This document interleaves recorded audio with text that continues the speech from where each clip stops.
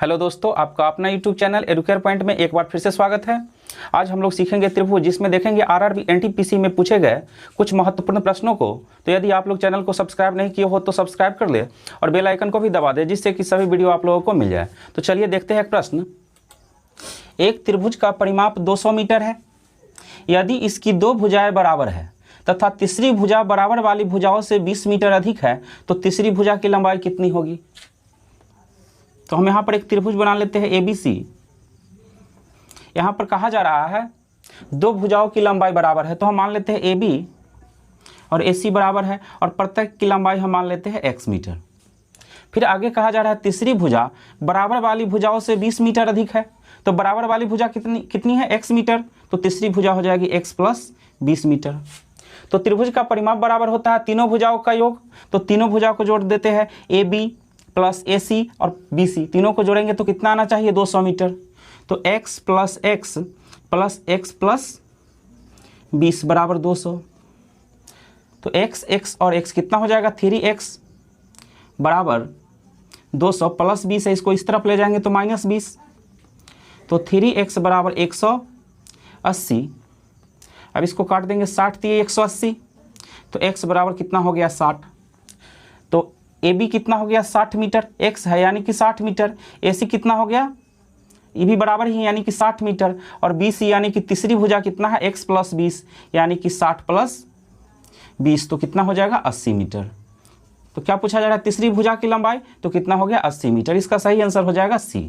अब चलिए एक और क्वेश्चन देखते हैं। यदि एक त्रिभुज के सभी भुजाओं की लंबाई का अनुपात 2:3:4 है तथा इसका परिमाप 63 सेंटीमीटर है, तो सबसे बड़ी भुजा की लंबाई ज्ञात करें। तो त्रिभुज में 3 भुजा होते हैं और तीनों का अनुपात यहाँ पर दिया हुआ है 2, 3 और 4। तो हम मान लेते हैं कि पहली भुजा है 2x, दूसरी भुजा 3x और तीसरी भुजा 4x। तो इसका परिमाप कितना हो जाएगा? तीनों भुजाओं का योग, यानी कि 2x plus 3x plus 4x, और परिमाप दिया हुआ है 63 सेंटीमीटर, तो बराबर 63। तो 3 और 2 5 4 9x बराबर 63। तो 9 से काट देंगे 63 को, 9 7 63 7 बार में, तो x बराबर कितना हो गया? 7। अब हमें निकालना है सबसे बड़ी भुजा। तो 2x 3x और 4x, इसमें सबसे बड़ी कौन है? 4x। तो सबसे बड़ी भुजा कितनी हो जाएगी? 4 × 7 यानी कि 28 सेंटीमीटर। तो चलिए एक और क्वेश्चन देखते हैं। एक त्रिभुज का क्षेत्रफल 456 वर्ग सेंटीमीटर है, इसकी ऊंचाई 24 सेंटीमीटर है, तो इसकी आधार की लंबाई क्या है? तो त्रिभुज का क्षेत्रफल बराबर होता है 1/2 गुने आधार गुने ऊंचाई। तो यहां पर क्षेत्रफल कितना दिया हुआ है? 456 वर्ग सेंटीमीटर, और आधार मालूम करना है, और ऊंचाई दिया हुआ है 24। तो 2 से 24 को काट देंगे 12 बार में, और अब यहाँ पर काट देंगे 12 × 36, बच जाएगा 9 और 6 96, तो 12 8 96, यानी कि आधार कितना हो गया? 38 सेंटीमीटर। तो आधार बराबर 38 सेंटीमीटर। तो चलिए एक और क्वेश्चन देखते हैं। एक समकोण त्रिभुज का क्षेत्रफल 30 वर्ग सेंटीमीटर है। यदि ऊंचाई आधार से 7 मीटर अधिक है, तो उसका आधार ज्ञात करें। ऊंचाई कितना है आधार से? 7 मीटर अधिक। तो हम आधार को x मान लेते हैं, तो ऊंचाई हो जाएगा इससे कितना? 7 मीटर अधिक, यानी कि x प्लस 7। तो समकोण त्रिभुज का क्षेत्रफल बराबर होता है 1/2 आधार गुने ऊंचाई।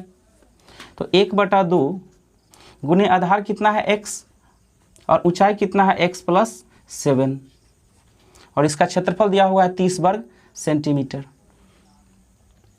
तो यहाँ से अब हम लिख सकते हैं x × x प्लस 7 बराबर 30 दूनी 60। अब यहाँ पर ऑप्शन रख के भी हम चेक कर सकते हैं। ऊंचाई कितना है आधार से 7 मीटर अधिक, तो आधार x और ऊंचाई x प्लस 7। तो आधार को यदि हम 5 मान ले, तो ऊंचाई कितना हो जाएगा? 5 + 7 यानी कि 12। तो अब देखते हैं आधार, ये क्या है? आधार, और यह है ऊंचाई। तो दोनों को गुना करने पर कितना आना चाहिए? 60, और यहाँ पर आ रहा है 12 × 5 = 60। तो आधार कितना हो जाएगा? 5, और ऊंचाई हो जाएगा 12। चलिए इसको डिटेल से भी देखते हैं। x में x से गुना कर देंगे तो x square plus 7x minus 60 बराबर 0। अब यहाँ पर हम गुणनखंड कर देते हैं इसका। बीच में यहाँ पर 7x है तो 7x को दो पद में ऐसे तोड़ना है जो गुना करने पर माइनस 60 आ जाए और जोड़ने या घटाने पर 7x आए। तो x square plus 12x minus 5x, तो 12x में से 5x माइनस करेंगे तो कितना आ जाएगा 7x, और 12 में गुना करेंगे माइनस 5 से तो कितना आ जाएगा 12 × 5 = 60 माइनस 60 बराबर 0। अब यहाँ पर हम x कॉमन ले लेते हैं, तो x जब कॉमन लेंगे तो यहाँ से क्या बच जाएगा, x स्क्वायर है तो इसमें से x यदि निकाल लेते हैं तो x बच जाएगा। अब प्लस 12, अभी दोनों में से कितना कॉमन ले ले, माइनस 5, तो कितना बच जाएगा x + 12 बराबर 0। अब यहाँ पर है x × x + 12 और यहाँ पर है -5 × x + 12, तो दोनों में से हम x + 12 को कॉमन ले लेते हैं, तो इधर से क्या बच जाएगा x और इधर से बच गया -5 बराबर 0। तो x + 12 बराबर यदि 0 लेते हैं तो x बराबर आएगा -12, जो कि संभव नहीं है। यहाँ पर x का मान निगेटिव आ रहा है तो यह संभव नहीं है। और x - 5 बराबर 0 लेंगे तो x बराबर कितना आ जाएगा 5, तो आधार कितना हो जाएगा 5 मीटर और ऊंचाई हो जाएगा उससे 7 मीटर अधिक यानी कि 12 मीटर। तो यहाँ पर क्या पूछा जा रहा है आधार, यानी कि इसका सही आंसर हो जाएगा 5 मीटर। चलिए एक और क्वेश्चन देखते हैं। एक समकोण त्रिभुज के कर्ण की लंबाई सबसे छोटी भुजा की दुगनी लंबाई से 2 मीटर कम है। यदि तीसरी भुजा सबसे छोटी भुजा से 2 मीटर अधिक लंबी है तो त्रिभुज के कर्ण की लंबाई ज्ञात करें। तो यहाँ पर हम एक समकोण त्रिभुज बना लेते हैं। ये हो गया समकोण त्रिभुज का कर्ण, इसको हम मान लेते हैं छोटी भुजा, और ये हो गया दूसरी छोटी भुजा।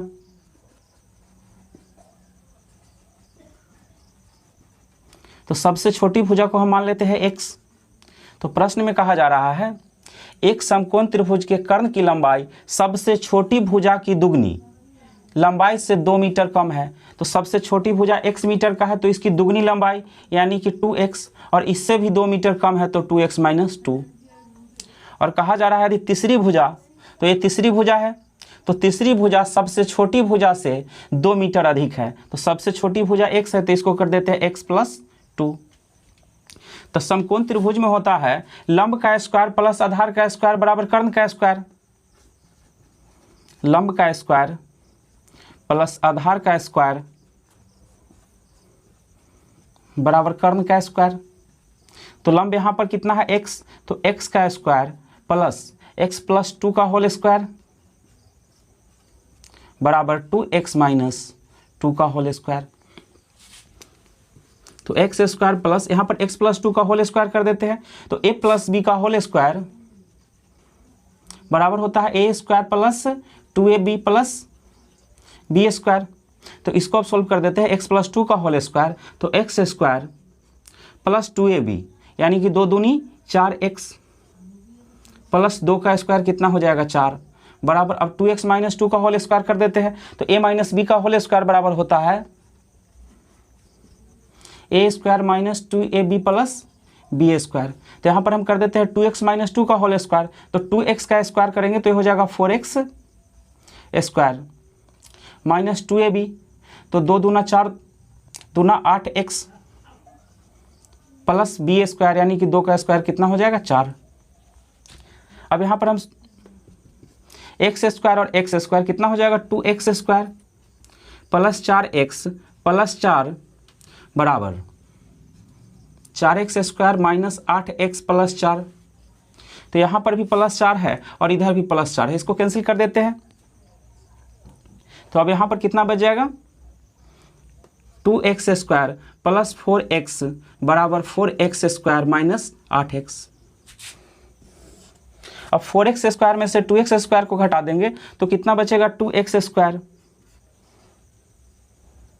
और माइनस 8x है, इसको 4x की तरफ यदि ले जाएंगे तो प्लस 8x, तो 8 4 12x। तो यहाँ पर 2x स्क्वायर है और इधर कितना है 12x, तो 2x स्क्वायर को हम लिख सकते हैं 2 × x बराबर 12x। तो x से x को कैंसिल कर देंगे, 2 × 6 = 12 तो x का वैल्यू कितना आ जाएगा 6। अब हमें निकालना क्या है, कह रहा है त्रिभुज के कर्ण की लंबाई। तो कर्ण की लंबाई कितना है 2x - 2, 2x - 2। तो 2x, x का वैल्यू कितना आ गया है 6, तो 2 × 6 - 2, तो 6 दूनी 12, 12 में से 2 घटा देंगे तो कितना आ जाएगा 10 मीटर। तो कर्ण की लंबाई हो गया 10 मीटर। चलिए एक और क्वेश्चन देखते हैं।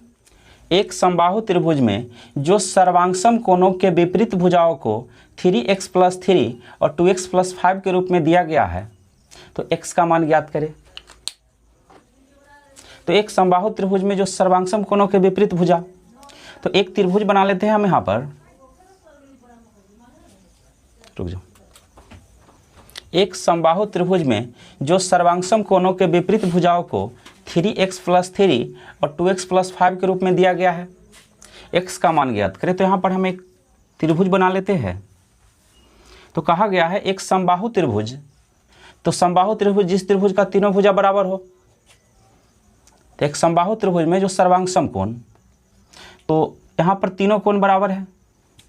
तो कहा जा रहा है सर्वांगसम कोण के विपरीत भुजा, तो यहाँ पर ये दोनों कोण बराबर है। इसका विपरीत भुजा ये हो गया और इसका विपरीत भुजा ए हो गया और इसका विपरीत भुजा ए हो गया। दोनों को 3x + 3 और 2x + 5 के रूप में दिया गया है। ये कितना है 3x + 3 और यह है 2x + 5। तो सर्वांगसम कोण का विपरीत भुजा जो होता है हमेशा बराबर होता है, यानी कि ये दोनों कोण यदि बराबर है तो इसका जो सम्मुख भुजा है वो भी क्या होगा, बराबर होगा।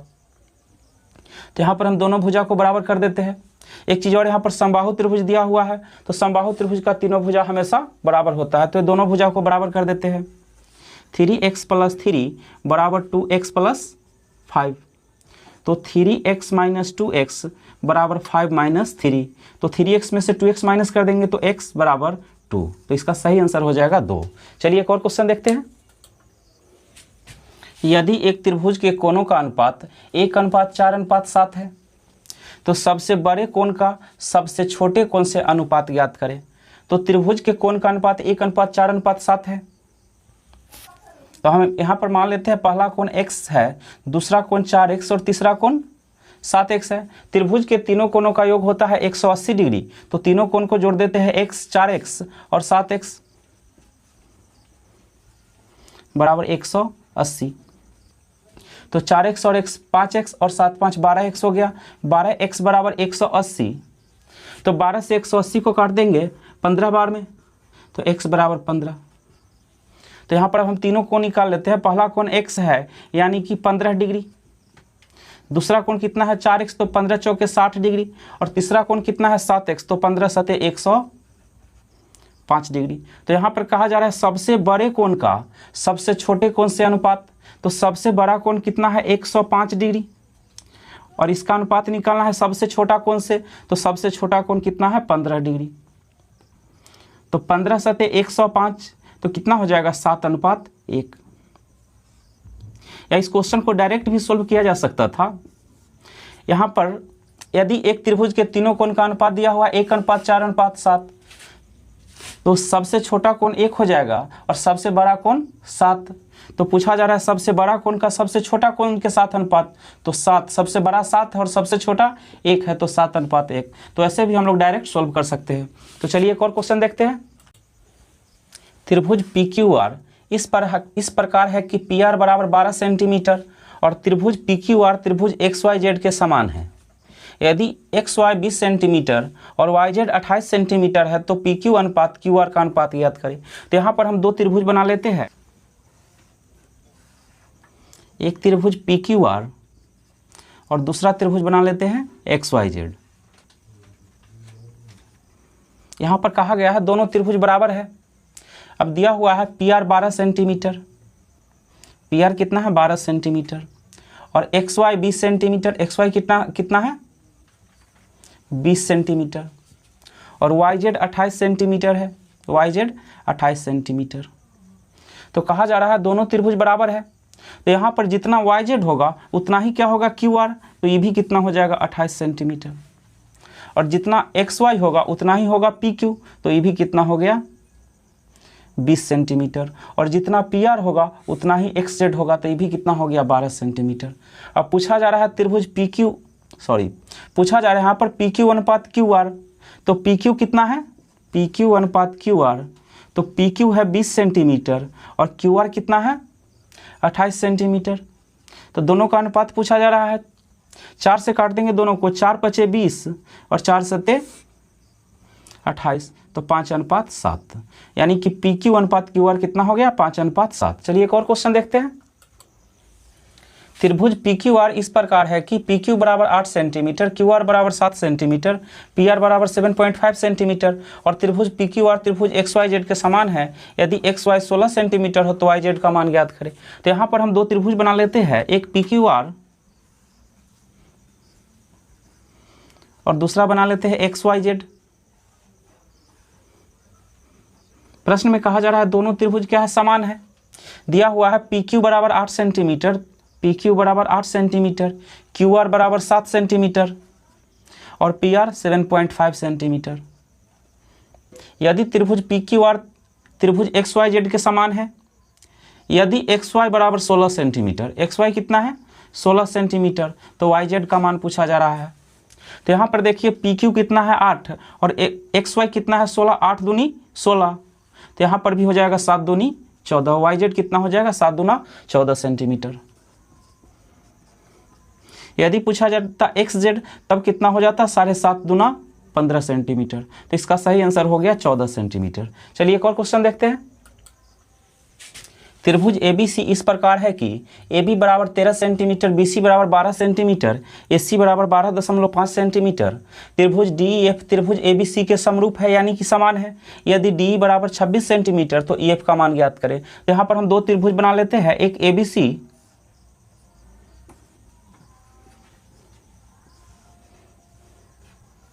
और दूसरा DEF। तो कहा जा रहा है AB 13 सेंटीमीटर, BC कितना है 12 सेंटीमीटर और AC 12.5 सेंटीमीटर। अब कहा जा रहा है त्रिभुज ABC DEF के समरूप है। तो समरूप त्रिभुज में संगत भुजा क्या होता है बराबर, यानी कि AB जितना होगा उतना ही क्या होगा DE, जितना BC होगा उतना ही EF और AC DF, यानी कि दो त्रिभुज यदि समरूप हो तो दोनों के संगत कोण और संगत भुजा क्या होगा बराबर होगा। अब दिया हुआ है DE 26 सेंटीमीटर, DE 26 सेंटीमीटर, तो 13 दूना 26, तो 12 दूना कितना हो जाएगा 24 और 12.5 दूना 25।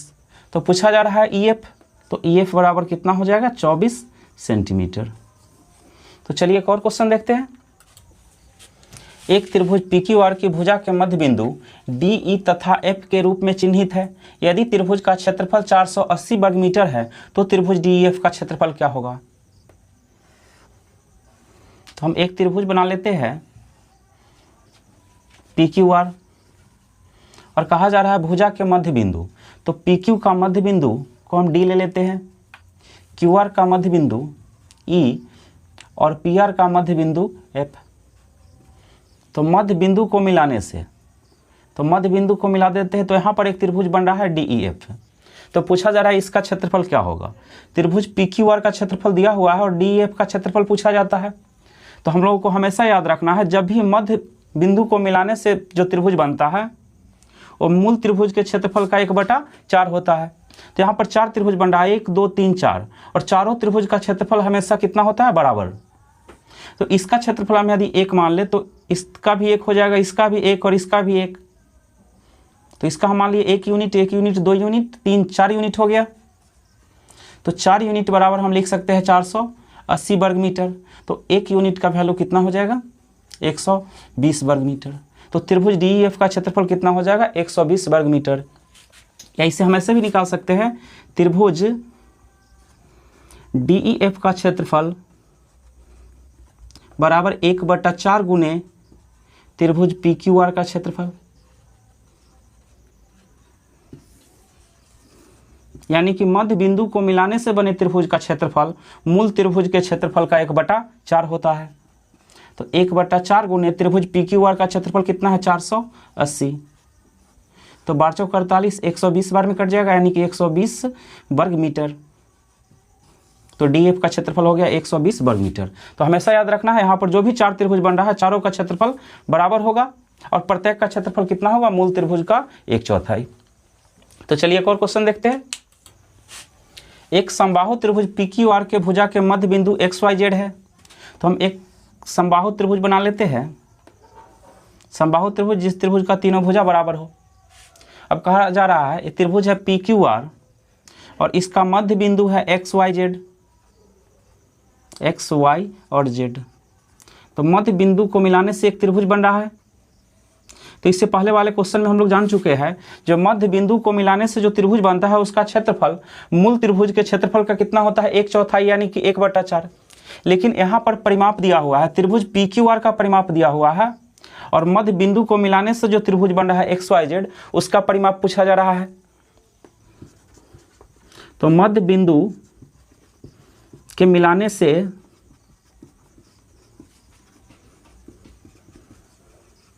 बने त्रिभुज का परिमाप बराबर होता है 1/2 गुने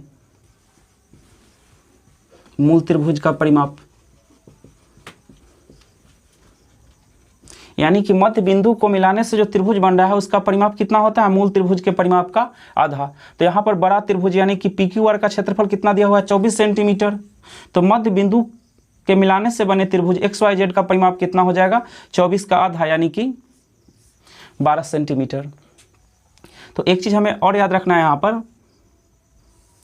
पर QR, तो जितना QR का लंबाई होगा उसका आधा लंबाई किसका होगा, XZ का। और जितना PR का लंबाई होगा उसका आधा कितना होगा, XY का। और जितना PQ का लंबाई होगा उसका आधा होगा YZ का। यानी कि मध्य बिंदु को मिलाने से बने त्रिभुज का परिमाप हमेशा मूल त्रिभुज के परिमाप का आधा होगा। तो चलिए एक और क्वेश्चन देखते हैं। एक त्रिभुज ABC में समकोण B पर है। तो हम यहाँ पर एक समकोण त्रिभुज बना लेते हैं। समकोण B पर है तो A, B और C। अब कहा जा रहा है BC 15 सेंटीमीटर। BC कितना है, 15 सेंटीमीटर। AB 8 centimetre. तो एक समकोण त्रिभुज का लंब और आधार पता चल गया। अब यहाँ से हम इसका कर्ण निकालेंगे यानी कि AC। तो कर्ण बराबर होता है √अंडर लंब का स्क्वायर प्लस आधार का स्क्वायर। तो 8 का स्क्वायर प्लस 15 का स्क्वायर, 8 का स्क्वायर कितना हो जाएगा 64 और 15 का स्क्वायर 225। तो 289 का वर्गमूल कितना हो जाएगा 17। तो ये हो गया 17 सेंटीमीटर। तो प्रश्न में कहा जा रहा है एक त्रिभुज ABC में समकोण B पर है। BC बराबर 15 सेंटीमीटर और AB बराबर 8 सेंटीमीटर। यदि त्रिभुज ABC का परिवृत्त बनाया गया है, अब इसके बाहर से एक वृत्त बनाया गया है, तो पूछा जा रहा है वृत्त की त्रिज्या। तो हम इसके बाहर से एक वृत्त बना देते हैं। तो ये हो गया समकोण त्रिभुज का परिवृत्त या बाह्य वृत्त। तो समकोण त्रिभुज का परिवृत्त यानी कि बाहर में जो वृत्त बना हुआ है उसका व्यास। तो परिवृत्त का व्यास बराबर होता है समकोण त्रिभुज का कर्ण।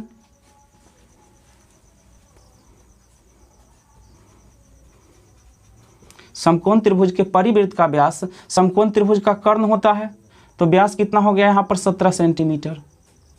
और प्रश्न में पूछा क्या जा रहा है, वृत्त की त्रिज्या, बाह्य वृत्त की त्रिज्या। तो त्रिज्या कितना होता है व्यास का आधा। तो 17/2 सेंटीमीटर। यदि यहाँ पर यदि क्षेत्रफल पूछा जाता परिवृत्त का क्षेत्रफल, तो त्रिज्या निकल चुका है कितना 17/2 सेंटीमीटर। और वृत्त का क्षेत्रफल लगा देंगे πr², तो वहाँ से इसका क्षेत्रफल भी निकल जाएगा। तो चलिए एक और क्वेश्चन देखते हैं। एक त्रिभुज की दो भुजाओं की लंबाई क्रमशः 3.4 सेंटीमीटर और 5.2 सेंटीमीटर है। तीसरी भुजा की लंबाई सेंटीमीटर में कितनी हो सकती है। तो त्रिभुज के दो भुजाओं का योग हमेशा तीसरी भुजा से बड़ी होती है। हमें याद रखना है त्रिभुज के दो भुजाओं का योग हमेशा तीसरी भुजा से बड़ी होती है और त्रिभुज के दो भुजाओं का अंतर हमेशा तीसरी भुजा से छोटी होती है। यानी कि तीसरी भुजा जो होगी दोनों भुजाओं के योग से छोटा होगा और अंतर से बड़ा होगा। तो दोनों भुजाओं का हम योग निकाल लेते हैं। 5.2 प्लस 3.4 तो हो जाएगा 8.6, यानी कि तीसरी भुजा जो है 8.6 से छोटी होगी। अब दोनों का अंतर निकाल लेते हैं। ये हो जाएगा 1.8, यानी कि तीसरी जो भुजा होगी वो 1.8 से बड़ी और 8.6 से छोटी। तो 1.8 तीसरी भुजा x है और ये कितना है 1.8 से बड़ा और 8.6 से छोटा, तो इसका सही आंसर हो जाएगा सी। तो दोस्तों इस वीडियो को हम यहीं पर समाप्त करते हैं। अगले वीडियो में मिलेंगे कुछ और प्रश्नों के साथ, तब तक के लिए धन्यवाद।